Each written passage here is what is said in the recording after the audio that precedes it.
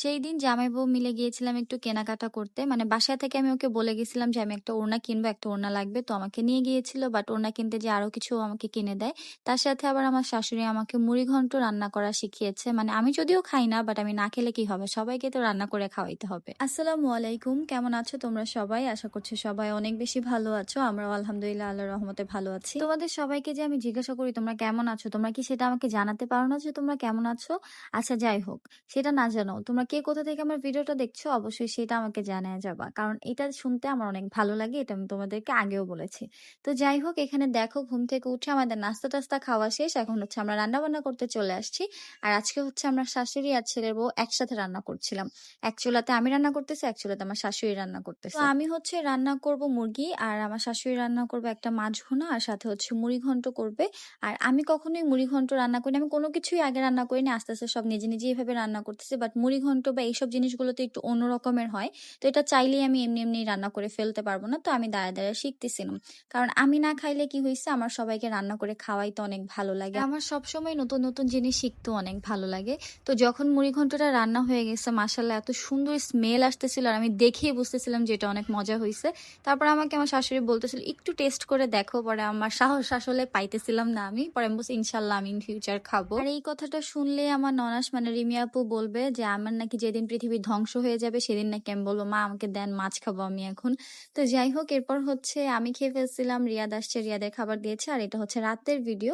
রিয়াদ রাতে আসলে প্রায় সময় ভাত খেতে চায় না। তো এখানে মা হচ্ছে ওকে চাপটি করে দিছিল, আর সাথে হচ্ছে শুটকি ভর্তা করে দিছে। খুদের চালের চাপটি করে দিছিল আর কি। তো এখানে ও হচ্ছে গেম খেলতেছিল। এটা হচ্ছে আমাদের পরের দিনের ভিডিও। এখানে আমি নাস্তা রেডি করতে আসছি। ওই দিনও আবার আমি রুটি বানাচ্ছিলাম, আর এর মধ্যে দেখলাম ওয়েদারটাও সুন্দর হয়ে গেছে, বৃষ্টি পড়তেছিল। আর এর মধ্যে আবার ছোট মামা বাসায় আসছিল, মামাকে চা করে দিলাম। এরপর হচ্ছে সবাইকে নাস্তা দিয়ে দিয়েছি, আমিও নাস্তা করে ফেলেছি। আর এরপর হচ্ছে রান্না করতে চলে আসছে। আর এদিন বেশি কিছু রান্না করি নাই। এখানে আমি ডিম দিয়ে চিচিঙ্গা ভাজি করব, আর মনে হয় মাছ ভুনা করেছিলাম। আর রিয়াদও কিন্তু নর্মালি মাছ ভুনা বা মাছের তরকারি টরকারি খেতে চায় না। তো এখানে আমি মাছ ভুনার যে মশলাটা সেটা কষিয়ে নিতেছিলাম।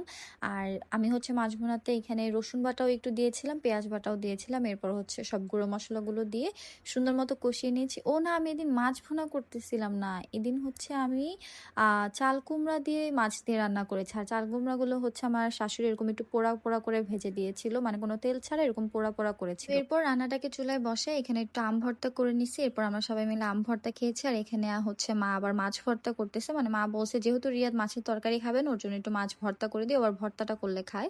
তো এরপর রিয়াদ আসার পরে ওরে আমি বললাম যে আমাকে একটু ওড়না কিনতে নিয়ে যাও। পরে আমরা দুজন মিলে বের হয়েছি। এখানে এসে হচ্ছে ওড়না দেখতেছিলাম। আর এই মার্কেটটাতে না অনেক কিছুই আছে আমি দেখলাম, মানে বিভিন্ন অনলাইন পেজের যে ড্রেসগুলো সেল হয় ওরকম টাইপের দোকানও আছে। এর মধ্যে আমরা একটা ওড়না নিয়ে নিয়েছি, আর এই দোকান থেকে হচ্ছে এই ওড়নাটা নিয়েছি। আর তো তোমাদেরকে বলছি যে এখানে কোনো দামাদামি করা যায় না। তো এর মাঝখানে আবার উনি বলতেছে ওনার দোকানে টু পিস আছে। তো রিয়াদ আবার টু পিস দেখে আমাকে একটা টু পিসও কিনে দিয়েছে। এরপর হঠাৎ করে বলতেছে যে চলো আজকে তোমার চশমা বানিয়ে দিব। এরপর আমি ওকে বলতেছিলাম যে এখন আমি চশমা কেনার উদ্দেশ্যে আসিনি, আমি এখন কিনবো না, পরে কিনবো। আমাকে অনেক দিন যাবতই বলতেছিলাম, আমি পরে পরে করতে করতে এ পর্যন্ত আনছি।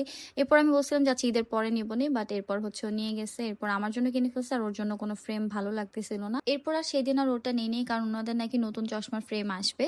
তারপর বাসায় এসে দেখি এখানে ফিদা হচ্ছে নুডলস রান্না করছিল, আমি আবার চা বানাচ্ছিলাম, কারণ যা হয়ে যাক চা তো খেতে হবে। তো সাথে আবার আমি পুরি নিয়ে আসছিলাম, তো এখানে চা পুরি খাচ্ছিলাম। আর এই ভিডিওটা করেছিলাম আমাদের 3 বোন আর রিয়াদের একটা গ্রুপ আছে, তো ওখানে দিয়েছিলাম ওদেরকে দেখানোর জন্য আছে কি কি কিনেছি। তো যাই হোক, আজকে ভিডিওটা এই পর্যন্তই ছিল। দেখা হবে তোমাদের সাথে নেক্সট ভিডিওতে। সবাই ভালো থাকো, সুস্থ থাকো, আল্লাহ হাফেজ।